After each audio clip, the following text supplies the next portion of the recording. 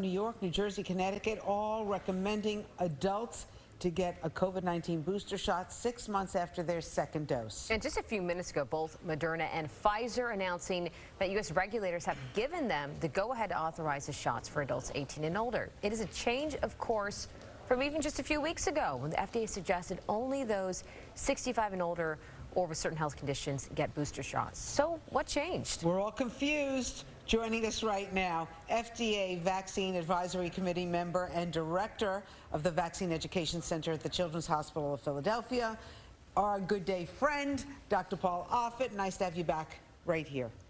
Good morning. So we're confused. Moderna, Pfizer, they approved the booster shot, but it's not the final approval. So what's approved and can we get it?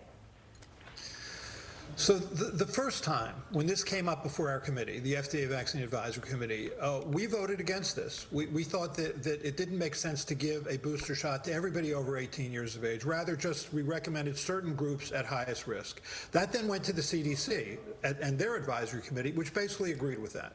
So now what happened is things have changed. The FDA has approved this without actually asking the advisory committee. This is what they did on their own, and now it's going to go to the CDC today, this afternoon, between 12 and 3. The CDC advisory committee is going to consider whether or not they want a universal recommendation as a third dose for anybody over 18 or not.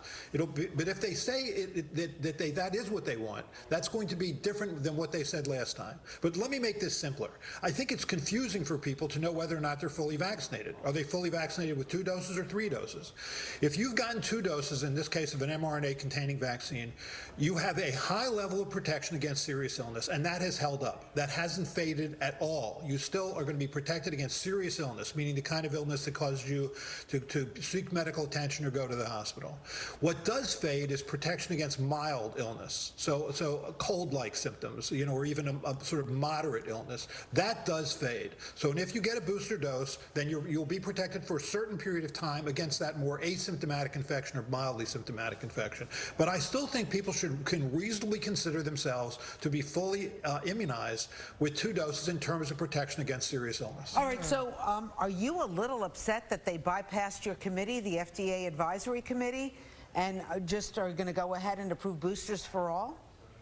Yes, I think the advantage of the advisory committees is it's open to the public. So you hear that discussion. You hear what it is that we're considering and the things that we're considering regarding possible safety issues and whether the benefits clearly and definitively outweigh risks, because there are risks to these vaccines. I mean, it's rare, but in people between, say, 16 and 29 years of age, there's an increased risk of myocarditis, which is inflammation of the heart muscle. It is rare, but it's real. And it was a second dose phenomenon primarily in men.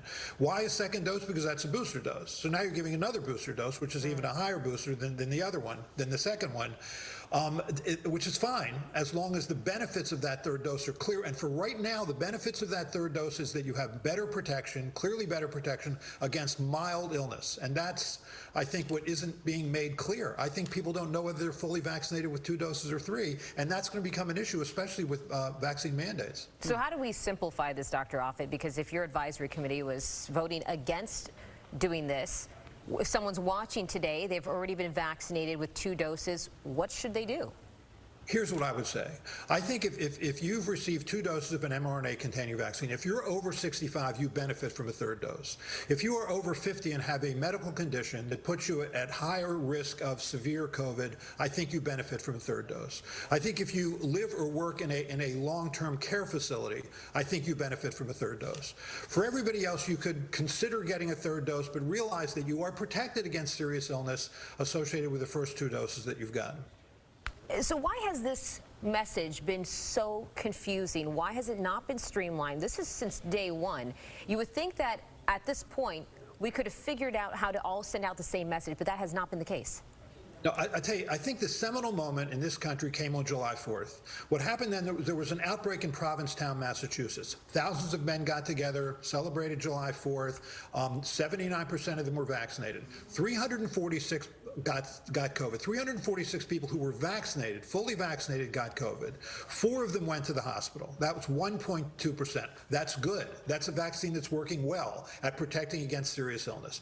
The others had mild or asymptomatic infection. The mistake we made during that outbreak was we labeled those mild or asymptomatic infections a breakthrough, which implies failure. That's not a failure. That's as good as these vaccines can do in general, which is protection against severe illness, and so that at worst you have a mild or asymptomatic infection. That's a win, and I think it just was never portrayed that way. It gave birth to the term breakthrough for a mild illness, and that really isn't a breakthrough. Those 4 people who were hospitalized, those were breakthrough illnesses because they were hospitalized despite being fully vaccinated. So I think the language surrounding this got really confusing to people. Well, then we hear like Austria, is shutting down and locking down again.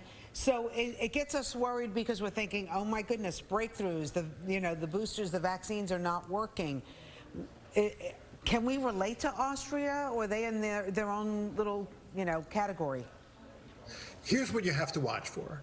These vaccines are good at protecting serious illness, not as good at protecting mild illness. So what's going to happen is you're still going to have mild illness. And when people, get frightened that there's all this mild illness going on, all this infection going on, the question is there a dissociation between that infection and hospitalization and death? Because I think that's likely what you're going to see over time, is that there'll still be infection, but there'll be fewer and fewer people who are hospitalized who've been vaccinated, fewer and fewer who are killed because they were having been vaccinated, because the vaccines work to prevent serious illness. So you'll still see the infections, and you'll still hear about and read about those infections, but deaths and hospitalizations will decrease because the vaccines are good at preventing serious illness, and will be good, I think, again, preventing against serious illness for years. We'll see. Advice for parents right now who are listening and concerned about whether they should get their children vaccinated. Right, so the committee made that decision a couple weeks ago. The 5 to 11-year-old should get vaccinated. I think we have excellent data that you have 91% protective efficacy. Certainly, children 5 to 11 years of age can be hospitalized, can go to the ICU, can die. It's a risk not worth taking. And although it's unlikely that your child will be one of those children, there's no sense playing this sort of game of Russian roulette of taking that risk. The vaccine is safe. It works well. I think all of us who voted for that recommendation on the committee would only have made that vote if we would be willing to vaccinate our own children. All right. Thank you, FDA Vaccine Advisory Panelist and Director of the Vaccine Education Center at Children's Hospital Philadelphia, Dr. Paul Offit. Always great chatting with you. Thank you for, clearing that up the best way you can. We appreciate it. And how dare they do that to you? He's not happy about Bypass that. the advisory committee. Oh, boy.